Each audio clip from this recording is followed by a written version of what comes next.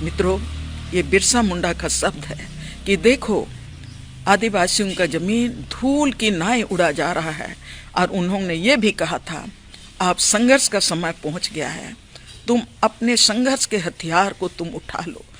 CNT act का 46 में जो कहा गया था कि आदिवासियों का जंगल जमीन सुरक्षित रखने के लिए आदिवासियों का जमीन गैर आदिवासी नहीं खरीद सकते हैं, क्या ऐसा हुआ मित्रों?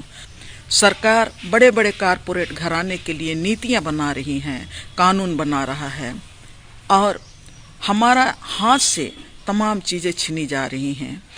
आज जो झारखंड में आज का दिन विशेष दिन है, इस दिन के लिए आज के इस विशेष अवसर में मैं पूरे झारखंड के साथियों और जो झारखंड से बाहर हैं तमाम आदिवासी समुदाय का, मूलवासी समुदाय का और किसान समुदाय का मैं सब कोई को शुभकामना देती हूँ बिरसा जयंती के इस अवसर में।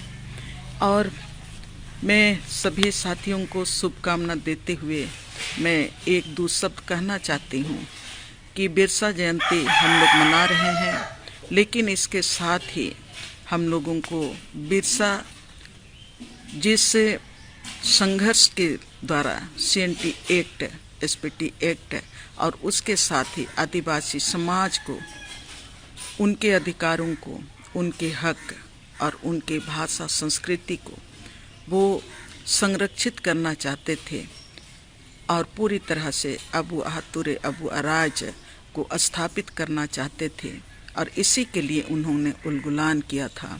आज हम देखते हैं कि बिरसा मुंडा की जयंती पर ही 15 नवंबर 2000 को झारखंड अलग राज्य का पुनर्गठन किया गया। वो इसलिए किया गया 15 नवंबर को कि आदिवासियों का उनका मान सम्मान दिया जा रहा है, उनके हक अधिकार दिए जा रहे हैं और आदिवासियों ने जिस अलग राज्य की लड़ाई लंबे समय से लड़ी थी, उस अलग राज्य को आदिवासियों को दिया जा रहा है। इसीलिए बिरसा मुंडा जो हमारे आदिवासी समाज के प्रणेता हैं, अगुवा हैं, उनके नाम से उनके जन्मदिन में राज्य का पुनर्गठन किया गया। आज राज्य 20 साल पूरा कर गया। 2015 को 15 नवंबर को झारखंड अलग राज्य का पुनर्गठन किया गया और आज हम लोग 15 नवंबर 2020 में पहुंच गए हैं। मित्रों, आज हम लोगों को बिरसा मुंडा की जयंती हम लोग मना रहे हैं, लेकिन इसके साथ ही बिरसा मुंडा की जयंती को हम लोग पूरी ऊर्जा के साथ, नई सोच के साथ, नई संकल्प के साथ इस राज्य का पुनर्निर्माण किस तरह से हो, यहाँ के आदिवासियों का, किसानों का हक अधिकार की रक्षा किस तरह से हो, इस पर चिंतन मनन करते हुए एक नए संकल्प के साथ हम लोग आज का बिरसा मुंडा के इस जयंती को जो 120वां हम जयंती मनाने जा रहे हैं, हम मनाएं। और साथ ही हम लोगों को ये देखना पड़ेगा, जब हम बिरसा मुंडा की जयंती मना रहे हैं तब हमारे आदिवासी समाज की वर्तमान स्थिति क्या है। क्या बिरसा मुंडा ने कौन सा सपना देखा था? क्या हमारे गांव में हमारा राज का सपना, अबू आतुरे अबू अराज का सपना इन 20 सालों में कहाँ पहुँचा है? क्या हमारा जल जंगल जमीन का अधिकार सुरक्षित है? क्या हमारा मानव अधिकार सुरक्षित है? क्या हमारा भाषा और संस्कृति सुरक्षित है? क्या हमारा पहचान सुरक्षित है?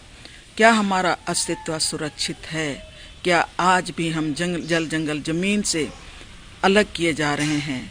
क्या आज भी हमारा जल जंगल जमीन लुटाता जा रहा है? क्या वो विस्थापन जिससे हम रोकना चाहते थे वो रुक गया है?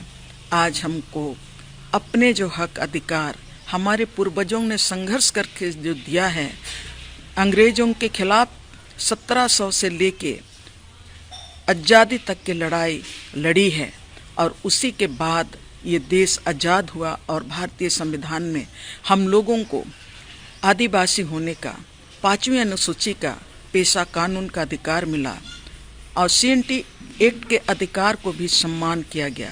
लेकिन आज बिरसा जयंती हम लोग मना रहे हैं। ऐसे समय में हम लोगों को समीक्षा करना होगा, मूल्यांकन करना होगा कि अलग राज तो 15 नवंबर को बना, लेकिन क्या आदिवासियों को, आदिवासी समाज को क्या मिला? आदिवासियों ने क्या खोया और क्या पाया? इस राज ने क्या खोया, क्या पाया? क्या इनका सपना पूरा हुआ? और नहीं हुआ है तो क्यों नहीं हुआ है? कौन से कारण हैं? कौन से रुकावटें हैं? आज हम लोगों को पहचान करने की ज़रूरत है। और इसके साथ ही हम लोगों को संकल्प भी लेना पड़ेगा कि बिरसा मुंडा ने अंग्रेजों के सामने कभी घुटना नहीं टेका, कभी भी समझौता नहीं किया। आज हमारा जंगल जमीन हमारे हाथ से छिना जा रहा है। सरकार बड़े बड़े कारपोरेट घराने के लिए नीतियां बना रही हैं, कानून बना रहा है, और हमारा हाथ से तमाम चीज़ें छीनी जा रही हैं। आज हमारे नौजवान बेकार बैठे हुए हैं। यहाँ के स्थानीय लोगों के लिए जो नौकरियाँ मिलनी चाहिए थी, अपने जंगल ज़मीन में, अपने गांव में उन्हें नौकरी करने का जो अधिकार था, वो नौकरी क्या मिला हमारे नौजवानों को? इस पर भी हम लोगों को समीक्षा करना चाहिए। यह भी समीक्षा आज की तारीख में हम लोगों को करने की ज़रूरत है कि देश आज़ादी के बाद 1 करोड़ से ज़्यादा लोगों ने अपनी ज़मीन दी, अपना जंगल दिया, अपना गांव दिया, अपना नदी और पहाड़ दिया, देश के विकास के नाम पर, राज्य के विकास के नाम पर। लेकिन ये जो ज़मीन देने वाले मालिक जो पूरी तरह आज की तारीख में भूमिहीन हैं, बेरोजगार हैं, आज उनको क्या मिला? उन विस्थापितों को क्या मिला? और कानून में जो कहा गया था कि जो लोग भूमिहीन हो गए हैं, जिन्होंने ज़मीन दिया, उनको हम नौकरी देंगे, क्या उन्हें नौकरी मिली? ईमानदारी से समीक्षा करने की ज़रूरत है। और भारतीय कानून में ये भी कहा गया कि जिनके हाथ से जबरन ज़मीन छीनी गई है, या तो सरकार ने आवश्यकता से ज़्यादा ज़मीन अधिग्रहण कर लिया है, वो ज़मीन किसानों को उनके हाथ में वापस दिया जाएगा। क्या भूमि वापसी का काम हुआ या नहीं हुआ? इसकी भी समीक्षा होनी चाहिए। आज समीक्षा होनी चाहिए CNT एक्ट के सेक्शन 46 में, जो बिरसा मुंडा के संघर्ष के बाद, सिद्धू कान्हू के संघर्ष के बाद, हमारे तमाम वीर नायकों के संघर्ष के बाद जो बना था। और CNT एक्ट का 46 में जो कहा गया था कि आदिवासियों का जंगल जमीन सुरक्षित रखने के लिए आदिवासियों का जमीन गैर आदिवासी नहीं खरीद सकते हैं। क्या ऐसा हुआ मित्रों?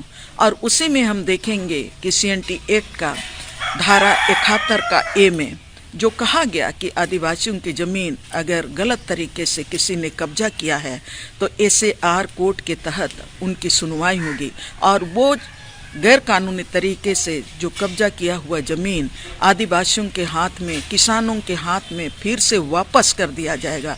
क्या आज SAR कोर्ट ने हमारी ज़मीन वापस की है? इसकी भी समीक्षा होनी चाहिए। अगर हम ये समीक्षा नहीं करते हैं, जहाँ तक हमें पता है कि आज की तारीख में उनकी समीक्षा होती है, लेकिन आज